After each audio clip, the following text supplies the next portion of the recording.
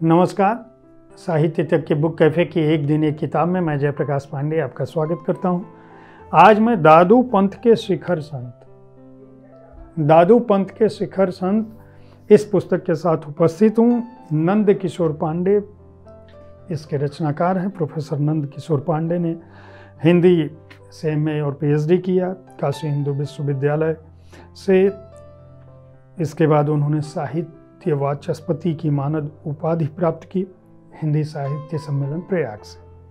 अनेक संस्थानों में व्याख्याता, रीडर और प्रोफेसर रहे हैं। केंद्रीय हिंदी संस्थान आगरा के निदेशक भी रहे हैं।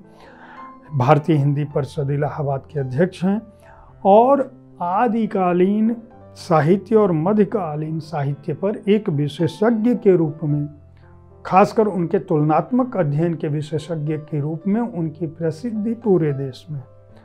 55 से अधिक कोश और लोक साहित्यिक ग्रंथ का संपादन और प्रकाशन उससे जुड़े रहे हैं। अनेक ऐतिहासिक महत्व की पुस्तकों का संपादन और प्रकाशन किया है। राष्ट्रीय अंतर्राष्ट्रीय कई पुरस्कारों से सम्मानित हो चुके हैं और दादू पंथ के शिखर संत पर यह उनकी अद्भुत पुस्तक है। दादू पंथ एक ऐसा पंथ है जो भक्तिकालीन साहित्य और भक्तिकालीन दौर में बहुत ज़्यादा प्रचलन में रहा और आज भी इस पंथ को मानने वाले लोग। संत दादू को यह माना जाता था कि वह कबीर से जुड़े रहे हैं, कबीर पंथी रहे हैं। दादू दयाल उनका पूरा नाम था, संत दादू दयाल। और दादू पंथ पर किया जाने वाला यह एक बड़ा काम। इस पुस्तक में प्रोफेसर पांडे ने न केवल दादू दयाल जी के जीवन का जिक्र किया है, बल्कि उनके जो उल्लेखनीय शिष्य हैं जगजीवन दास, संत रज्जब, सुंदर दास और निश्चल दास, उन पर भी विस्तार से लिखा है। भाई रे ऐसा पंथ हमारा, द्वैपख रहित पंथ गह पूरा, अवरण एक अधारा। भाई रे ऐसा पंथ हमारा, वाद विवाद काहू सो नाही, माही जगत तै नार्या। वाद विवाद काहू सो नाही, माही जगत तै न्यारा।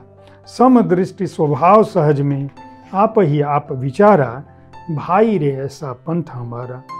यह दादू दयाल जी के जीवन का एक महान संदेश था। उनका यह मानना था कि हिंदू, मुस्लिम, सिख, ईसाई धर्म बांटता नहीं, धर्म किसी भी रूप में अलग नहीं है। इस पुस्तक के शुरुआती पृष्ठों में जो प्रथम अध्याय है उसमें दादू दयाल जी का जिक्र है कि वह संत दादू दयाल का जन्म अहमदाबाद में हुआ।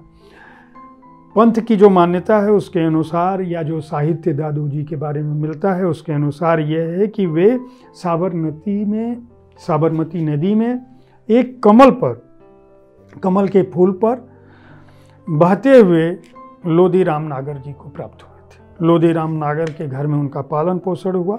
संप्रदाय के विद्वानों का मानना है कि वो ब्राह्मण रहे होंगे, लेकिन भक्त संप्रदाय में जो पिता पालक रहता है उसकी जाति के नाम से माना जाता रहा है। इसलिए इनको भी, दादू दयाल जी को भी, उनके जन्म पिता के यहाँ जहाँ पालन हुआ उनके नाम से पहचाना जाता है। चैत्र शुक्ला अष्टमी को 1601 में यानी सन 1544 में उनका जन्म हुआ और उनका देहांत ज्येष्ठ कृष्ण अष्टमी 1660 में हुआ। इस तरह से केवल 58 साल की उम्र तक वह जिंदा रहे और उन्होंने जो कुछ रचा वह भक्ति साहित्य में उसका बहुत महत्वपूर्ण योगदान है। कुछ लोग कहते हैं कि उनके शिष्यों की संख्या 52 रही, कुछ लोग कहते हैं कि उनके शिष्यों की संख्या 108 थी, कुछ लोग कहते हैं उनके शिष्यों की संख्या 104 थी। शिष्यों को लेकर भ्रम हो सकता है, लेकिन कुछ शिष्य इतने महत्वपूर्ण थे कि उन्होंने जो कुछ रचा, जो कुछ लिखा, जो कुछ बताया, वह भारतीय साहित्य की, खासकर भक्ति साहित्य की एक अमूल्य धरोहर है।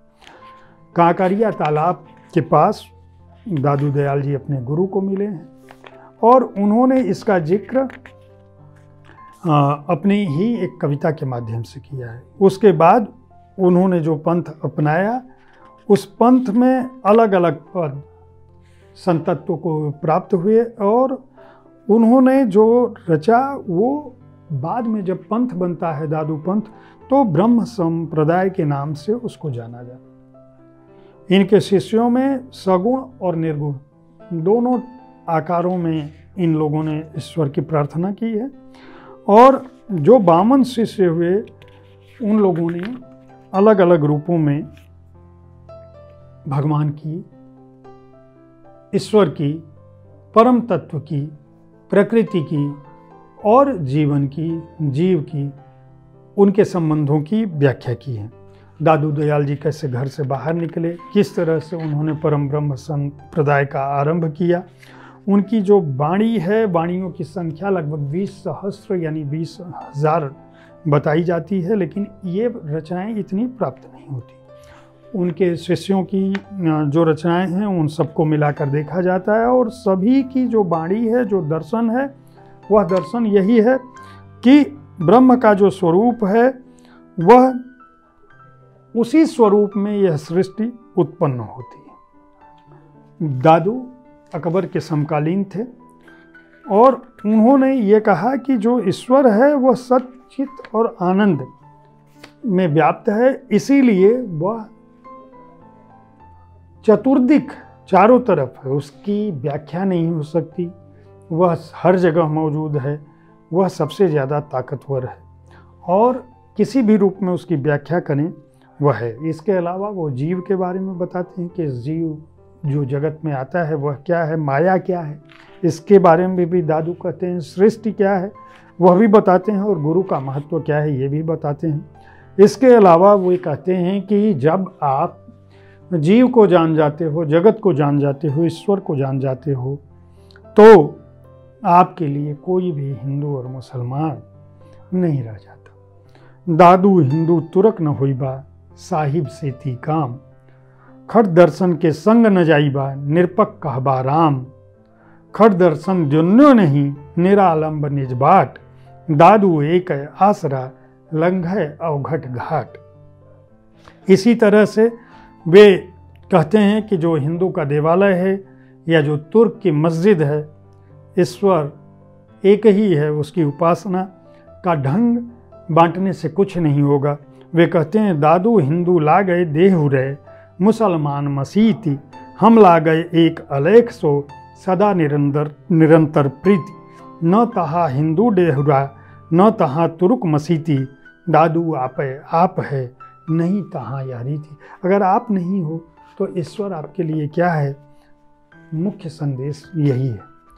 प्रोफेसर नंद किशोर पांडे ने इस पुस्तक में दादू दयाल जी और उनकी शिष्य परंपरा, उनके जो शिष्य हैं जगजीवन दास, उनकी कही जगजीवन राम जी, जन अभिमान नसाई, तीसरे अध्याय में संत रज्जब, जो रज्जब रुचय न राम बिन, सकल भांति कै सुख, सुंदरदास जी, शंकराचार्य दूसरो, दादू के सुंदर भयो, निश्चल दास जी, तीन यह भाषा ग्रंथ की रचना उपजे इलाज। इसके अलावा दादू वाणी, जगजीवन दास की वाणी, रज्जब वाणी और सुंदरदास, जिन चारों व्यक्तियों का उन्होंने जिक्र किया है, उनकी वाणियाँ और उनकी रचनाओं का संकलन किया है। यह पुस्तक दादू पंथ को समझने के लिए एक अलग दृष्टि देती है, जो बहुत ही व्यापक अर्थ में बहुत ही शोध करके इस पुस्तक की रचना की गई है। हिंदी साहित्य, भक्त साहित्य और दादू पंथ या संत संप्रदाय को समझने वालों लोगों के लिए यह पुस्तक बहुत उपयोगी हो सकती है। सामयिक प्रकाशन ने इस पुस्तक को प्रकाशित किया है और 464 पृष्ठों की इस पुस्तक का मूल्य है 595 रुपये। उम्मीद है साहित्य तक का यह एपिसोड आपको पसंद आया होगा। हमारे इस कार्यक्रम में आप किस तरह की पुस्तकों की चर्चा चाहते हैं, इनके बारे में हमें ज़रूर लिखें। अगर आप प्रकाशक हैं तो आपकी पुस्तकों की 2 प्रतियां हमें चाहिए। हमारी कोशिश होती है कि हम हर तरह की, हर विधा की पुस्तक के साथ आपके सामने उपस्थित हों, ताकि हमारे श्रोताओं को, पुस्तक प्रेमियों को, पाठकों को अच्छी पुस्तकों के चयन में आसानी हो। कल ठीक इसी समय ऐसी ही किसी एक पुस्तक के साथ मैं फिर आपके सामने उपस्थित होऊंगा। तब तक साहित्य तक देखते रहें और हमारे कार्यक्रमों को लाइक करते रहें, लोगों के साथ शेयर करते रहें। धन्यवाद।